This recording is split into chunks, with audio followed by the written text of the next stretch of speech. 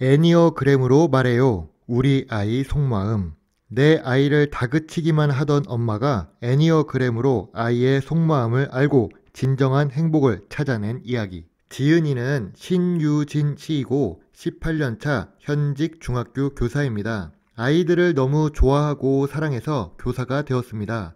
어릴 때부터 사람을 이해하는 도구에 관심이 많았죠. 그 종착점이 바로 애니어그램입니다. 그럼 프롤로그를 보겠습니다. 아이를 있는 그대로 인정해 줄 때 아이의 개성은 재능이 되고 상처는 힘이 됩니다. 사랑받아야 할 내 아이가 빛을 잃고 작은 존재로 살기를 원하는 부모는 아무도 없죠.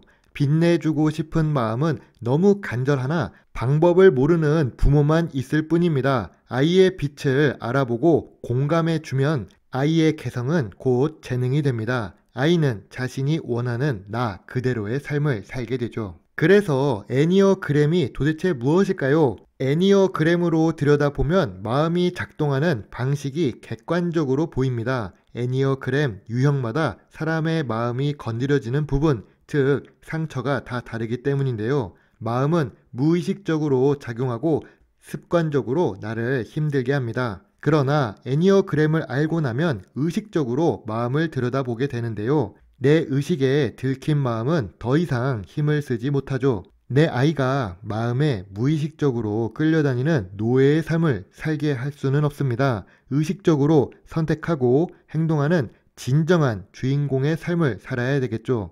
내 아이를 사랑한다면 우리는 당장 애니어그램을 선택해야 합니다. 맞춤 육아의 시작점 애니어그램. 동네 엄마들과 모이면 자식들 이야기가 항상 단골 메뉴다. 같은 배에서 나온 게 맞나 싶어요. 첫째랑 둘째가 달라도 너무 달라요.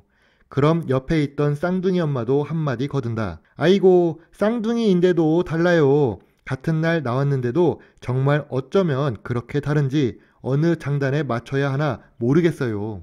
내 아들의 친구는 둘째다. 엄마는 둘째가 첫째에 비해 짜증과 불만이 많다고 느낀다. 하지만 애교쟁이의 사랑둥이라고 생각한다. 남자아이지만 엄마와 스킨십도 잘한다. 엄마 마음도 잘 읽어 음식도 챙겨주고 맞춤형 편지도 써준다. 한마디로 살갑다. 그에 반해 첫째는 모범생이다. 학교에서도 문제없이 자기 할 일을 잘하는 성격이다. 하지만 엄마와의 스킨십이 둘째만큼 익숙하지는 않다. 스킨십이 어색한 것이다. 첫째여서 그럴까? 첫째여서 스킨십이 어색한 나이가 더 빨리 온 것은 맞는 말일까? 하지만 진짜 중요한 것은 그런 성격도 각자가 가진 기질과 성격에서 비롯된다는 것이다. 아무리 둘째여도 스킨십이 불편해하고 어색해하는 아이들이 분명히 있다. 이것도 기질이자 성격인 것이다. 소는 풀을 먹고 사자는 고기를 먹듯이 아이들에게도 자신의 성격에 따른 맞춤형 육아가 필요하다. 그것이 아이를 자라게 하고 행복하게 만드는 지름길이다. 내 아이가 1학년 2학기를 막 시작했을 때였다. 나는 동네 도서관에서 개설한 육아 강좌를 신청해서 듣고 있었다. 그때 수업해주신 선생님께서는 온화한 미소를 지니신 육아의 달인이셨다. 이분에게서 나는 또 애니어그램 수업도 듣게 되었다. 육아 공부에 애니어그램까지 알려주셨으니 나에게는 구세주요 은사님 같은 분이시다. 엄마들은 아이가 숙제를 안 해서 걱정이다. 숙제하라고 좋게 이야기하는데 말을 안 듣는다고 하소연했다. 이런 하소연에 그분이 말씀하시기를 이미 엄마 머릿속에 숙제를 시키고야 말겠다는 생각이 가득한 그 순간에 대화는 결말이 정해져 있는 거예요. 꼭 무엇을 해야만 한다는 생각을 지우고 아이와 대화해 보세요. 그때 내가 잘못했던 것들이 생각났다. 아, 내가 아이와 말하다가 결말이 항상 안 좋았던 이유가 그거였구나. 나는 내가 생각하고 있는 것을 듣기 좋은 말로 포장해서 아이에게 강요하고 있었던 거였어.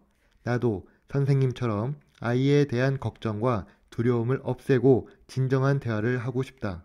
이후에 도서관에서 육아 공부를 가르쳐 주시던 선생님께서는 애니어그램 수업을 열어주셨다. 그 수업을 통해 나는 아이를 관찰하기 시작했다. 이 유형, 저 유형을 읽어보며 내 아들과 비슷한 무엇인가라도 찾으려고 끙끙댔다. 그런데 참 사람 마음이 그렇다. 이미 나는 내 아들의 성격을 잘 알고 있다. 그 이야기는 단점도 잘 알고 있다는 뜻이다. 애니어그램 유형 중에 내 아이의 단점을 설명해주는 유형이 있었다. 내 아이에게 맞는 열쇠가 4유형인데 계속 다른 열쇠가 맞을 거라며 다른 열쇠를 찾아서 돌아다닌 것이다. 그러다 결국 4유형으로 돌아왔다. 내 아이의 유형을 받아들이고 나자 아이의 진짜 마음이 궁금해졌다.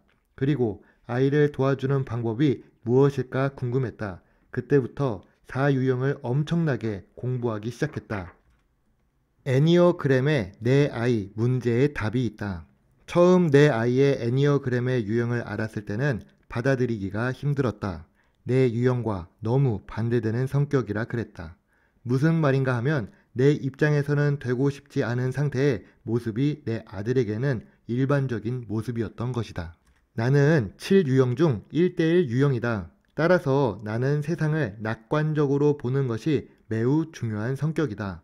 항상 나는 럭키맨, 나는 괜찮아 라고 생각한다. 그리고 사람들이 볼 때 엄청 행복한 성격으로 보인다. 그에 비해 내 아들은 4유형 중 사회적 유형이다. 나도 처음에는 내 아이들이 3유형이라고 헷갈리기도 했었다. 처음 아들의 애니어그램을 생각할 때 모든 유형을 다 공부하고 나서 생각해 보았다. 더 정확하게 모든 유형을 들을 때마다 내 아들을 생각해 보았다. 어떤 부분이 해당하고 해당하지 않는지 말이다. 9개 유형 중 진짜 이건 아니겠구나 싶은 유형들이 몇 개 있었다. 따져보자면 1유형, 6유형, 8유형, 9유형은 정말 아니구나 싶었다. 그리고 2유형, 5유형, 7유형은 잘못 보면 조금 해당하는 면이 있는 것도 같지만 결국엔 아니라는 것을 수업을 들으면서 깨달았다. 그럼 3유형과 4유형만 남았다. 3유형을 살펴보며 생각한 것이 3유형이면 육아하기가 수월할 것 같았다. 4유형은 감정적이고 예민하다고 생각되어 힘들 것이라고 생각했던 것이다. 내가 생각한다고 아들의 유형이 바뀌는 것도 아닌데 말이다. 일단 내가 원하는 대로 내 아이가 3유형이라고 생각해 보기로 했다. 읽다 보니 지기 싫어하고 나보다 현실적인 부분들도 많이 보여서 3유형이라고 생각이 들었다. 내 아들의 가장 두드러진 특징이 미술을 좋아한다는 것이다. 그런데 3유형에도 그 내용이 있는 것을 보고 혼자 좋아서 이거구나 하고 생각했다. 지금 생각해보면 3유형이 4유형보다 낫다고 생각한 게 아니었다. 그보다 아들의 성격에서 부족한 부분이 3유형에 있었다. 그도 그럴 것이 내 아들의 진짜 유형은 4유형이었으니 부족한 부분이 3유형에 많이 있었을 수밖에 없었다. 그런데 3유형이라고 내 아들을 생각하면 할수록 어긋나는 내용이 너무 많이 보였다. 그때부터 쓸데없는 걱정을 했다. 애니어그램의 모든 유형은 좋고 나쁨이 없는데 말이다. 정말 그렇다. 단지 그 유형을 받아들이는 사람이 어떻게 받아들이냐에 따라 다른 것이다. 4유형의 전체적인 특징을 읽을 때는 에이 아닐 거야. 맞는 부분도 있지만 아닌 부분도 좀 있는데? 라고 생각했다. 그런 내 마음이 하위 유형을 알게 되면서 확신으로 변해버렸다. 더 이상 물러날 곳이 없다는 말이 맞겠다. 4유형도 1대1 유형, 사회적 유형, 자기 보존 유형이 있다. 그 중에 1대1 유형과 사회적 유형이 제일 헷갈렸다. 자기 보존은 보자마자 아니구나 싶었다. 그런데 내 모습이 참 웃겼다. 하위 유형을 보면서도 내가 원하는 하위 유형을 고르고 있었다. 아이의 진짜 유형을 봐야 하는데 나도 모르게 원하는 대로 생각하려는 심리가 작용했다. 4유형의 사회적 유형은 가장 감정적으로 민감하고 우울감을 잘 느끼는 유형이었다. 1대1 유형은 다른 하위 유형들보다 자신감이 있고 다른 사람들 앞에서 말도 잘하는 성격이었다. 이게 내 아들에게 바라는 모습이었다. 그리고 그 당시에 헷갈렸던 이유가 있었다. 아들이 어렸을 때 나에게 마음이 상했거나 화나면 나를 꼬집었을 때가 있었다. 그게 1대1 유형이라 그런다고 생각했던 것이다. 4유형의 1대1 유형의 특징에 자신들이 고통스러울 때 다른 사람을 고통스럽게 만든다는 말이 있었기 때문이다. 요놈 맘 상하면 한 번을 그냥 넘어가지 않더니 이거였구만 이렇게 생각했다. 이런 식으로 한 달 넘게 또는 그 이상의 시간 동안 1대1 유형이라고 생각하며 아이를 봤다. 그런데 어느 날 사유형의 하위 유형을 다시 찾아보게 됐다. 사회적 유형에 자꾸 눈길이 가는 것이다.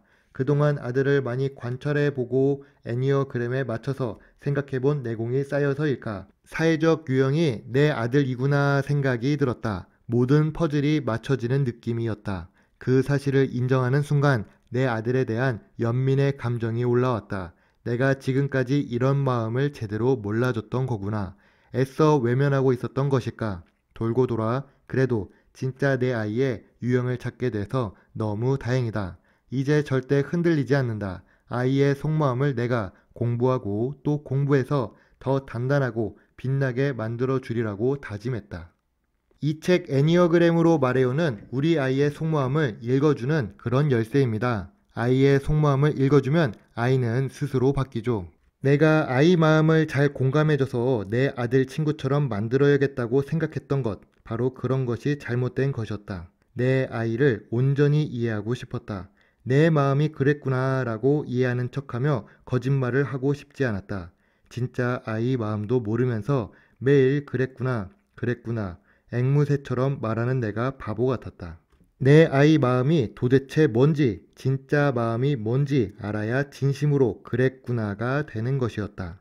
나는 그때부터 아이 마음을 볼 수 있는 열쇠를 간절히 찾고 있었다.